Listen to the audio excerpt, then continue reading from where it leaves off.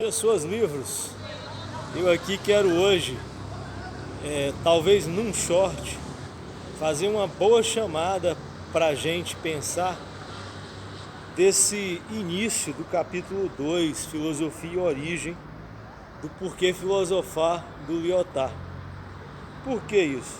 Porque quando eu pensei de começar a leitura do capítulo 2, Filosofia e Origem, olhem só a primeira chamada do Lyotard, o primeiro parágrafo do Lyotard nesse capítulo diz o seguinte: em uma obra de juventude, diferença entre os sistemas filosóficos de Fichte e de Schelling, 1801, Hegel escreve, abre aspas, quando a força da unificação desaparece da vida dos homens, quando as oposições perderam sua relação e sua interação vivas e adquiriram autonomia, nasce a necessidade da filosofia. Quer dizer, como é que se chega a uma construção textual, filosófica, literária, de pensamento como essa? Né? É como se nós soubéssemos que a unificação entre as pessoas, ela é muito importante, ela é necessária. Mas quando essa unificação, ela começa a se tornar um privilegiar de determinados campos ou de determinadas áreas, ela já não é mais importante. E aí a filosofia precisa entrar. E aí eu pensei, que exemplo a gente poderia dar para isso? O primeiro exemplo que eu pensei foi a música. É muito importante que a música popular brasileira, que o rock, que o sertanejo, que a música clássica, que todas as músicas, independente de que lugares elas venham, existam, sejam, seja em cada estado do Brasil, seja em cada país do mundo, todas as músicas deveriam existir. Mas quando um estilo musical, um tipo musical, ele começa a fazer com que os outros estilos musicais declinem, decaiam, acabem, entrem para o esquecimento, não sejam mais lucrativo ou sustentador da vida daqueles que lançam as suas músicas, as suas tratativas, as suas formas de lidar com a música, não há mais necessidade, ou seja, ou melhor dizendo, a unificação da música, ela deixa de ser necessária, porque ela passa a privilegiar um único tipo de música. Então, essa frase do Hegel, primeiramente, me lembrou uma possibilidade como essa. Mas aí hoje eu estava lendo aqui O Poder da Ideologia, do István Meszaros.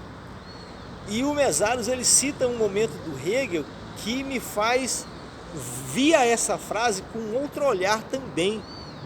É quando o Hegel, citado pelo Lyotard aqui no nosso livro Por que Filosofar, critica ou se coloca lembrando o que fez a bomba atômica ser algo fundamental, ser algo ideal na nossa sociedade. O que fez a bomba atômica ser algo fundamental, ideal? Justamente acabar com a natureza humana, tornar a violência do poder bélico algo assustador. E aí ele lembra, por exemplo, o Meszaros lembra esse caso como um caso bem ilustrativo, dizendo: é a história de como o pai da bomba de hidrogênio, Edward Teller, comunicou pela primeira vez a uma audiência de cientistas suas ideias sobre como se deveria proceder. Teles levantou-se e explicou seu novo plano de explosão termonuclear, ilustrando-a com desenhos no quadro negro. Os cientistas presentes estavam atentos, foram arrebatados pela engenhosidade da ideia. Não se trata de um novo conceito da ordem na natureza, uma daquelas revelações intelectuais que podem ser, para o cientista, uma experiência quase religiosa. Mas era um truque habilidoso para submeter a natureza à vontade do homem. É engenhoso, exclamou um cientista, é muito engenhoso. Ou seja, tornar as coisas que os técnicos do mundo da ciência desvelam, constroem, descobrem, faz com que essas tragédias humanas, como a bomba atômica, aqui criticada pelo Hegel, e aqui tomada como um bom exemplo dessa proposta de unificação, façam com que essa tragédia transforme, como diz aqui o Mésaros, que a transformação da ciência num ofício de técnicos engenhosos não é um problema marginal, e sim que afeta em sua totalidade o desenvolvimento contemporâneo do conhecimento. É por esta razão que os Teller deste mundo são proferidos aos Einstein e aos Oppenheimer, que devem terminar suas carreiras intelectuais, por maior que seja sua estatura, como personagens desesperadamente isolados e até perseguidos. E é também por esta razão que a produção do conhecimento como um todo é reconstruída em torno dos técnicos engenhosos, que são proclamados grandes cientistas em virtude de sua total disposição para defender os interesses destrutivos e, em última instância, autodestrutivo do complexo militar industrial.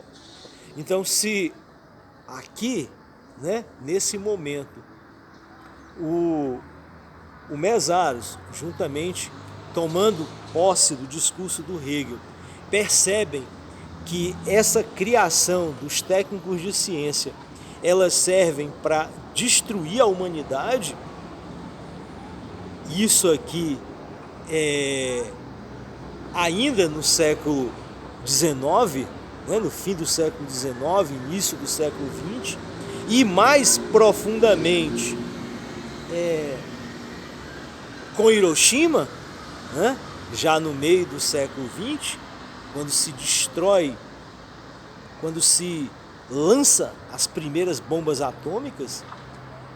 Hoje, os técnicos das ciências que constroem isso que nós estamos vivendo, que é o mundo tecnológico, que são as coisas que a tecnologia podem fazer, que deveria ser ao nosso favor, mas não é, Por isso que a gente vê as massas de pessoas desempregadas, as massas de pessoas famintas, as massas de pessoas sem ter o que fazer, recorrer, sobreviver, e vivem mendigando pelo mundo, justamente porque nós valorizamos a técnica, Valorizamos o mundo das construções para servir aos complexos militares e industriais espalhados e construídos no mundo e defendidos pelos governos que nós temos não só no Brasil, mas em vários lugares do mundo.